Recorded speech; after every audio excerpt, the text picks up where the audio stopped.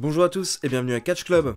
On se retrouve pour un nouveau numéro des 5 news WWE de la semaine, avec un numéro très chargé aujourd'hui où on parle notamment de CM Punk, de Rock ou encore Jeff Hardy.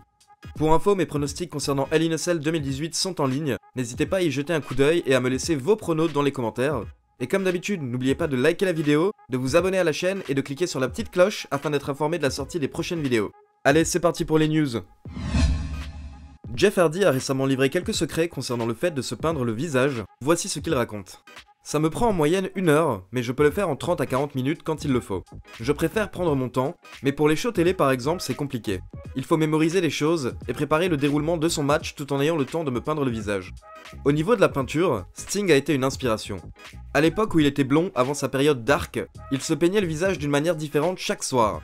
J'ai pu le rencontrer à un show quand j'étais enfant et j'ai pu toucher son épaule. Depuis, j'ai toujours voulu que d'autres personnes ressentent ce que j'ai ressenti ce soir-là en voyant Sting. Puis si vous vous rappelez du dernier numéro des news de la semaine, Kevin Owens expliquait qu'il souhaite affronter Finn Balor lors du prochain WrestleMania. Eh bien il n'est pas le seul à rêver d'affronter Balor, voici ce que Hardy a dit concernant Finn. J'adore sa musique d'entrée, car ça bouge et c'est cool, et puis la peinture également quand il est dans le rôle du démon. Nous avons récemment tourné ensemble dans une émission, et je lui ai dit que j'ai cette image en tête avant que tout soit fini, dit Enigma contre le démon. Il faut que ça arrive. Il aura sa peinture sur le visage, j'aurai la mienne, et ce sera un grand moment pour l'univers de la WWE. On a clairement hâte de voir ça. CM Punk était récemment interviewé par Ariel Helwani, et il a clairement expliqué qu'il ne reviendra pas à la WWE. Voici ce qu'il déclare. Pour moi, c'est comme une issue de secours. J'ai la saison 3 du show Beastmaster sur Netflix qui arrive, et j'espère qu'il y en aura une 4ème. Puis j'ai plusieurs projets dont je ne peux pas parler pour le moment. Mais ce n'est pas une question d'emploi du temps. Ce n'est pas parce que je suis trop occupé que je ne retourne pas dans le monde du catch. C'est simplement qu'il n'y a plus rien qui m'intéresse dans le catch. Par contre, Punk dit qu'un 3ème match de MMA n'est pas improbable. Il va reprendre l'entraînement prochainement et va discuter avec son coach pour voir ses options. Il avoue que ça n'aurait pas de sens d'avoir un autre combat à l'UFC, mais qu'il y a d'autres fédérations de MMA qui pourraient l'accueillir. Maintenant, il ne sait pas s'il devrait y aller. Après, il dit aussi qu'après son premier combat, Dana White, le patron de l'UFC, lui avait dit qu'il n'aurait pas de second combat à l'UFC, mais au final c'est bien arrivé. Donc pour le moment, il ne sait pas trop où aura lieu son prochain match s'il décide de retourner dans l'octogone. Un lutteur aurait fait forte impression à Vince McMahon ces derniers temps, au point où le grand patron souhaiterait fortement pousser ce lutteur au top assez rapidement. Il s'agit de El Idolo, Andrade Cien Almas. Apparemment Vince a été impressionné par le travail d'Andrade face à AJ Styles, donc il l'a placé par la suite dans la rivalité entre Bryan et Miz. Il aurait tapé dans l'œil de Vince, et du coup certaines rumeurs annoncent déjà qu'actuellement, Almas serait en pole position pour remporter le Royal Rumble 2019.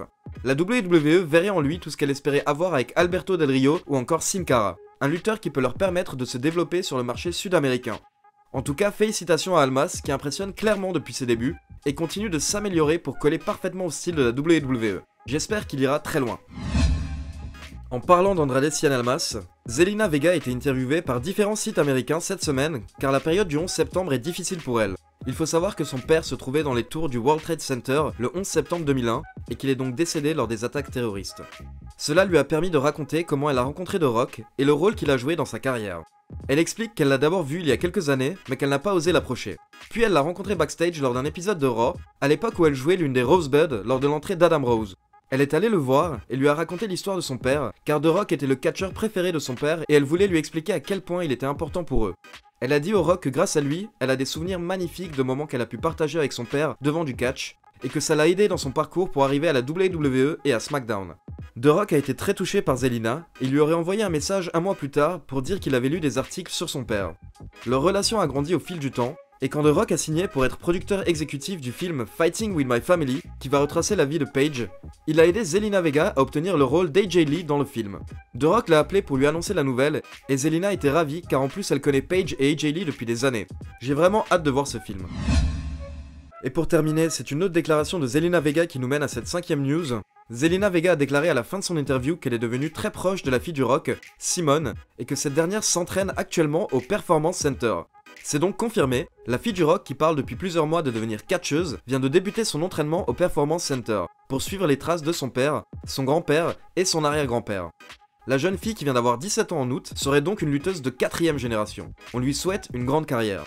En parlant de son père, pour le moment ce ne sont que des rumeurs, mais la WWE souhaiterait que le main event de WrestleMania 35 soit un match entre les cousins Samoa, The Rock et Roman Reigns, pour le titre universel. Mais bien entendu, comme chaque année, cela dépendra des disponibilités du Rock et de son emploi du temps. S'il a un tournage de prévu, alors le match tombera à l'eau. Qu'est-ce que vous pensez de ce possible main event pour WrestleMania 35? Donnez-moi votre avis dans les commentaires. Voilà, c'est fini pour les news. Pour info, le concours pour gagner le DVD de WrestleMania 34 a pris fin, et le vainqueur sera annoncé sur Twitter.